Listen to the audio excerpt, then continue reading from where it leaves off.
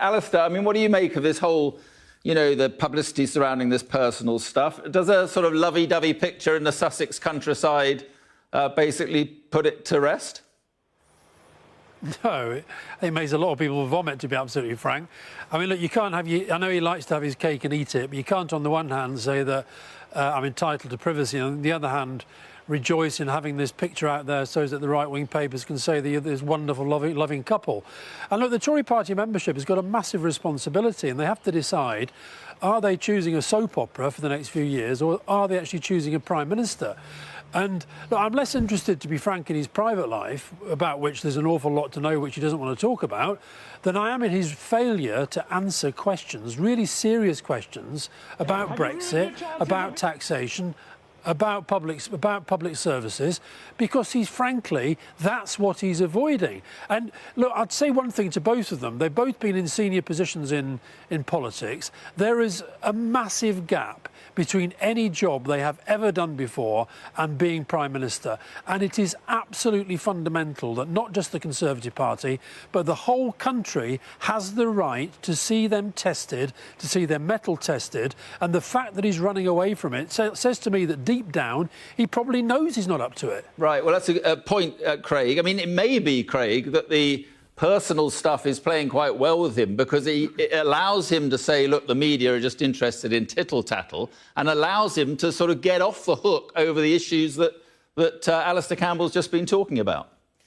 I'm not so sure that's true. I don't think he'd have enjoyed waking up this morning to Jeremy Hunt's article in The Times saying that he was running scared and he was essentially a chicken. I think what's really going on here is that the campaign is looking out there and saying, look, how much can we get away with not exposing him too much? They are nervous about having him out there too much. And they are trying to actually basically turn the volume down a bit because they're so far ahead. It is doing a bit of damage, but is it doing it enough damage?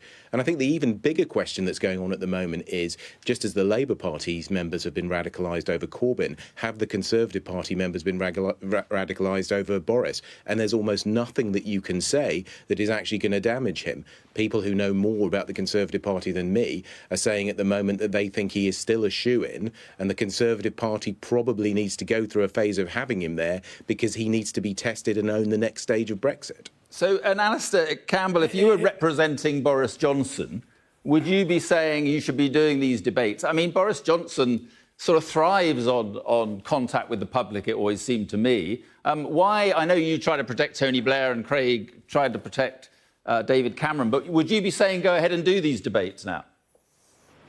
Of course. And also, listening to Craig there, I mean, look, this is all being discussed in the frame of the Tory party leadership and whether he's being clever about his tactics. This guy thinks he should be Prime Minister at one of the most pivotal times in our history. It is a fundamental outrage that he is refusing to engage on some of these incredibly serious questions. And you saw today, Priti Patel, Kwasi Kwarteng out there as his proxies, pathetically underbriefed. They don't have the answers to the questions on Brexit because he doesn't have the answers to the question on Brexit. And you guys, Mark, your profession, honestly, I think you're, rather than just sort of discussing this in tactics, you should be doorstepping the hell out of the guy. You should not be letting him walk down the street without answering some of these questions.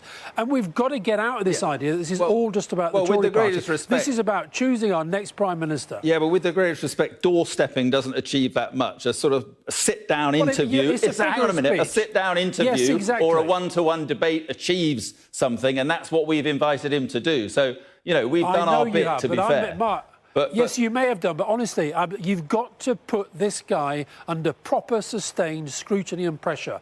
You should not, in my view, be allowing these proxies to come on and talk absolute tosh about his plans for Brexit. That guy has got to be pinned to a chair, as you say, and he's got to be forced to answer these questions. Right. And I think people in the country, you have to understand as well about Theresa May. Theresa May wasn't tested in her leadership election because there wasn't one. And look what happened when it got to an election. She fell apart. And I think Tories need to start wondering, why is he so scared of getting out there and getting properly scrutinised?